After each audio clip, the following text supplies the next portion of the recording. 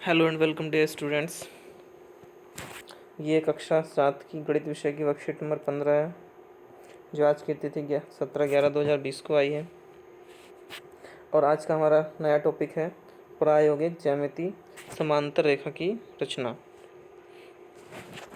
प्रायोगिक ज्यामिति में कुछ हम चित्र बनाना सीखेंगे, रेखाओं के बारे में, समांतर रेखाओं के बारे में ज्ञान अर्जन करेंगे। तो देखिए, यहाँ पर पहले लिखा गया है आओ याद करें। हमें कुछ याद करना है। कहाँ से याद करना है? हमें इस डायग्राम से कुछ चीज़ें हमें निकालनी है, निष्कर्ष निकालने हैं। तो यहाँ पर कह रहे हैं, पहला क्वेश्चन है रेखा इतना और इतना एक दूसरे के समांतर हैं। तो पहले हमें समांतर रेखाओं का पता होना चाहिए। समांतर रेखाएं वह रेखाएं होती हैं जिनके बीच की दूरी सदैव बराबर होती है। जैसे अगर मैं ये रेखा खींच दूँ और एक ये रेखा खींच दूँ, तो ये दोनों रेखाएं अगर बिल्कुल सीधी हैं तो इनके बीच की दूरी हमेशा बराबर रहेगी। और ऐसी रेखाएं समांतर रेखाएं कहलाती हैं। जैसे कि रेल की पटरियां होती हैं, रेल की पटरियों के बीच की दूरी हमेशा बराबर रहती है ना। तो वो रेखाएं हमेशा समांतर रेखाएं कहलाती हैं। तो अगर मैं यहाँ पर बात करूँ कि रेखा कौन कौन सी दो समांतर रेखाएं हो सकती हैं, तो मुझे दिख रहा है कि रेखा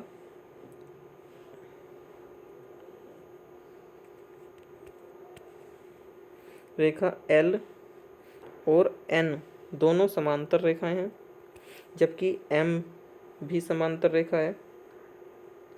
और भी समांतर रेखाएं यहाँ से निकल सकती हैं।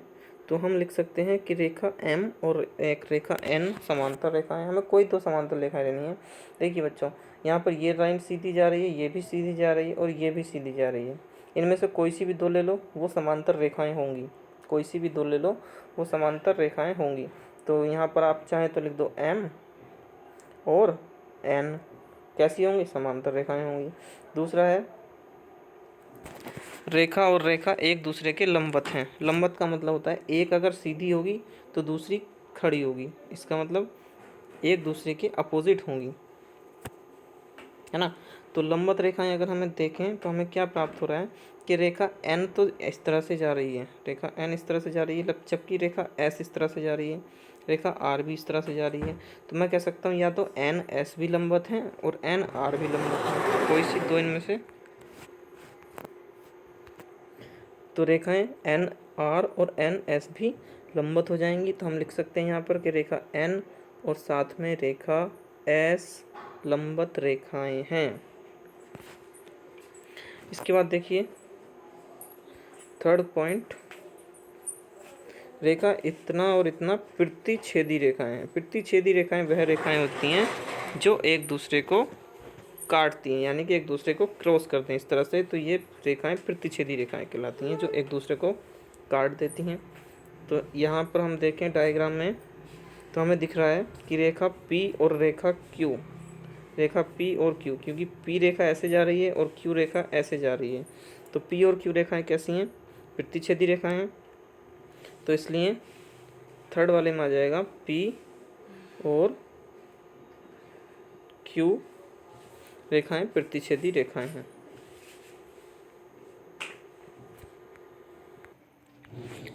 अगला पॉइंट है कोण। नंबर 4, कोण इतना और इतना एकांतर अंतः कोण युग्म है। तो देखिए बच्चों, एकांतर अंतः कोण जो युग्म होंगे वो कोण 1 और कोण 2 होंगे, यानी कि एक ही अंतर पर कटे गए हैं ये, और अंतः कोण है ना। तो यहाँ पर हम लिख देंगे कि कोण 1 और कोण 2 अंतः एकांतर कोण है। इसके बाद नंबर 5 पॉइंट है कोण और कोण क्या बोल रहे हैं? संगत कोण युग्म है। संगत कोण युग्म समझ लीजिए कि जो संगत कोण युग्म होंगे वो कौन से होंगे। यहाँ पर हमें जो दिख रहा है कि कोण 3 और कोण 4, कोण 3 और कोण 5, कोण 3 और कोण 5 जो होंगे वो संगत कोण युग्म होंगे। इसलिए हम यहाँ पर लिख देंगे इसमें कोण 3 और कोण 5। इसके बाद है शीर्षाभिमुख कोण। शीर्षाभिमुख कोण होते हैं बच्चों जो आमने सामने बनते हैं, जो कि यहाँ पर बन रहे हैं कोण 3 और कोण 4 ये आमने सामने बन रहे हैं, तो ये हमारे शीर्षाभिमुख कोण कहलाएंगे। तो यहाँ लिख देंगे हम कोण 3 और कोण 4। तो इस डायग्राम पर आधारित हमारे इन प्रश्नों का ये आंसर हो जाते हैं। ये हम पिछली वर्कशीट में हम प्रतिच्छेदी रेखाओं के बारे में हम पढ़ चुके हैं, उसी पर आधारित ये प्रश्न थे। आगे देखिए, पैमाने और प्रकार के प्रयोग से समांतर रेखा की रचना करना। इसको समझ लीजिए कि एक रेखा L और उसके बाहर स्थित कोई बिंदु A लीजिए।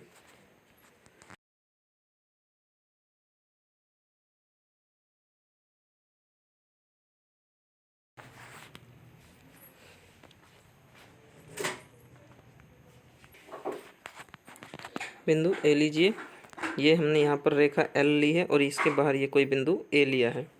कोई बिंदु B रेखा L पर लीजिए और AB को मिलाइए। यहाँ पर रेखा L पर हमने एक बिंदु B लिया है और इसको हमने इससे मिला दिया है। इसके बाद है बिंदु B को केंद्र मानकर कोई त्रिज्या लेकर, बिंदु B को केंद्र मानकर और कोई त्रिज्या लेकर ये चाप लगाया है एक कर L को C पर और AB को D पर काटते हुए चाप लगाइए। ये हमने चाप लगा दिया, CD चाप।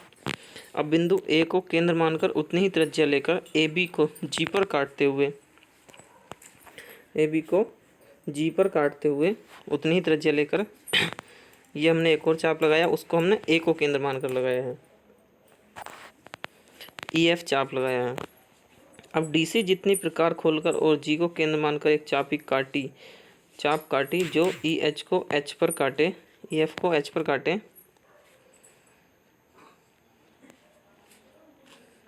अब AH को मिलाकर रेखा M खींचिए। इसके बाद ये जो AH पॉइंट चमक रहे हैं, इन दोनों को मिलाती हुई रेखा खींचनी है हमें एक, जो A पॉइंट और H पॉइंट से होती हुई जाएगी, और वो जो रेखा होगी वो हमारी L रेखा के समांतर रेखा होगी।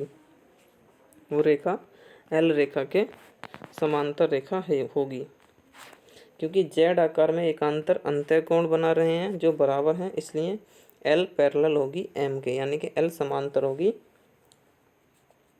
M के। जब भी अंतः एकांतर कोण बनते हैं और वो बराबर होते हैं तो उन कोणों द्वारा जो समांतर रेखाएं खींची हुई होती हैं वो समांतर ही होती हैं।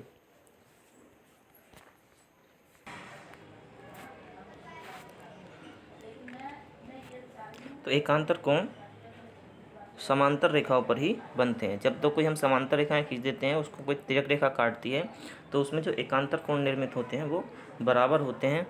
और जब एकांतर कोण निर्मित जब बराबर होंगे, ये वाला कोण बेटा, ये वाला कोण और ये वाला कोण, तो ये एकांतर कोण कहलाते हैं। ये बराबर होंगे तो इसका मतलब क्या निकल के निष्कर्ष आएगा कि ये दोनों रेखाएं जो है वो समांतर होंगी।